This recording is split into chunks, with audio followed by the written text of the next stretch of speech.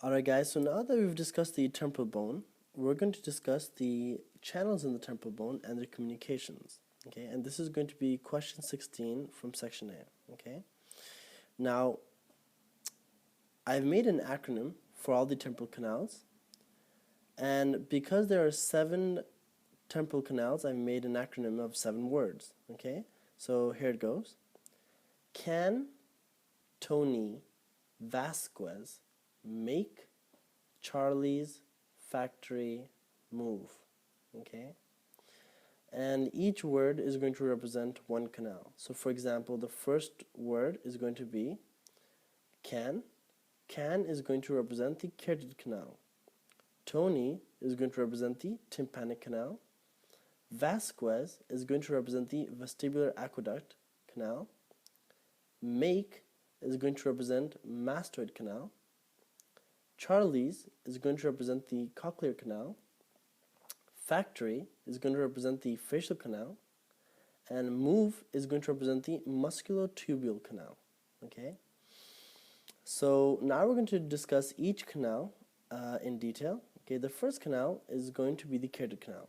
Okay, and right now we're looking at the inferior surface of the pyramid of the preterist part of the temporal bone, and this opening right here is going to be the opening for the carotid canal. Okay, and the carotid canal is going to begin here and it's going to run all the way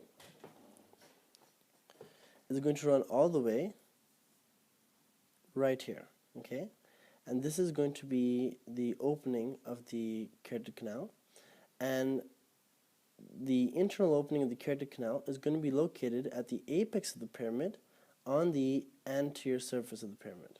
Okay, running from the carotid canal is going to be the caroticotympanic canal. The caroticotympanic canal is going to run from the carotid canal all the way to the tympanic cavity. Okay, now that's going to conclude our first canal, and now let's talk about what passes through it. Okay, passing through the carotid canal is going to be the internal carotid artery plexus and the internal carotid artery. Okay, now let's discuss our second canal, which is going to be our tympanic canal. Okay, so let's look at 29. Okay,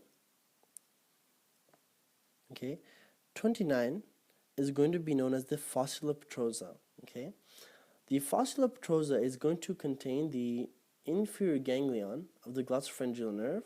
Okay, and the inferior ganglion is going to give off the tympanic nerve to the tympanic canal. Okay, and the tympanic canal is number 28. Okay, once the tympanic nerve enters 28 or enters the tympanic canal, it's going to enter the floor of the tympanic cavity, and then it's going to enter the tympanic cavity.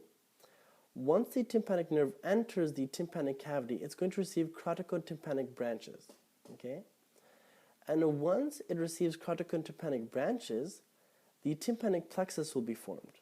Okay, now emerging from the tympanic plexus is going to be the lesser petrosal nerve. Okay, and then the lesser petrosal nerve is going to exit the tympanic cavity from the hiatus of the lesser petrosal nerve. Okay, and we can see that right here. This is going to be the hiatus for the lesser petrosal nerve, and the lesser petrosal nerve is going to run in the sulcus for the lesser petrosal nerve to the foramen ovale. Okay, and the lesser petrosal nerve is going to enter the foramen ovale and therefore enter the infratemporal fossa. Okay, now that's going to be our second canal. Okay, now the third canal is going to be the vestibular aqueduct canal. Okay, so let's look at the themes atlas. Okay, number 16 is going to be the opening for the vestibular aqueduct canal. Okay, the function of the vestibular aqueduct is connect the membranous labyrinth of the ear to the subarachnoid skull space. Okay, and running through this vestibular aqueduct is going to be the endolymphatic duct from the endolymph of the inner ear. Okay, Now that's going to be our vestibular aqueduct, and therefore that's going to be our third canal. Now we're going to talk about our fourth canal. Okay, our fourth canal is going to be located in the jugular fossa, which is 21, and our fourth canal is going to be the mastoid canal, which is 24. Okay, now entering the mastoid canal is going to be the auricular branch of the vagus. Okay, so the auricular branch of the vagus is going to enter the mastoid canal, and it's going to travel in the mastoid canal, and the mastoid canal is going to end right here, number 34, which is the tympanomastoid fissure. And the auricular branch of the vagus is going to travel through this fissure and innervate the external acoustic meatus, which is right here. Okay. Now, that's going to conclude our fourth canal. The fifth canal is going to be the Cochlea Canal. Okay. The Cochlea Canal is going to be located right below the subarcuate fossa, which is number 14. So we're going to have to look at the inferior surface of the pyramid. And if you look at the inferior surface of the pyramid, we're going to find number 23, which is the Cochlea Canal. The Cochlea Canal has the function of connecting the osseous labyrinth of the ear to subarachnoid skull space.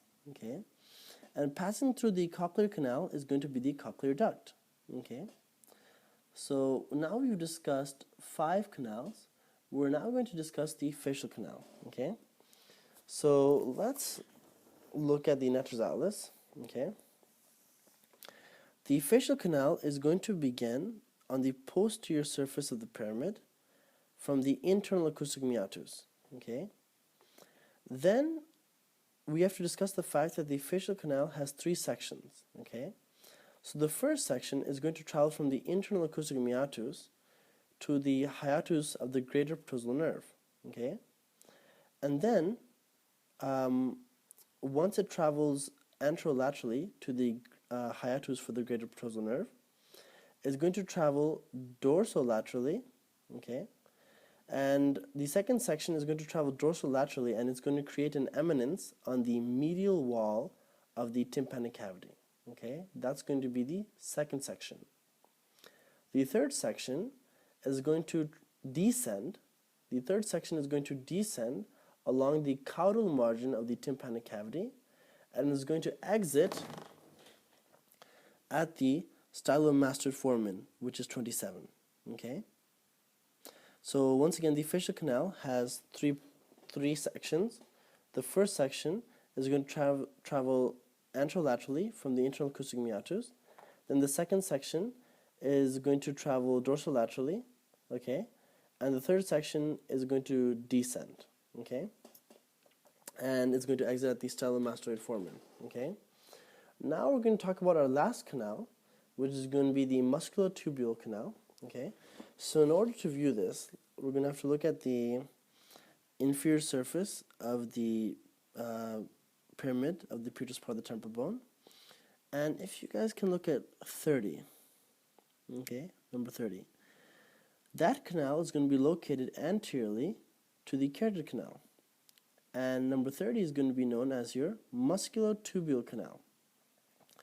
The musculotubular canal, or shall I say canals, are paired canals that run from the inferior surface of the pyramid all the way to the anterior margin of the tympanic cavity. Okay? And the paired canals are divided by an osseous septum. Okay? And each canal is for something different. The cranial canal will be for the tensor tympani, and the caudal canal, or the inferior canal, will be for the auditory tube. Okay? And that, my friends, is going to conclude the temporal canals.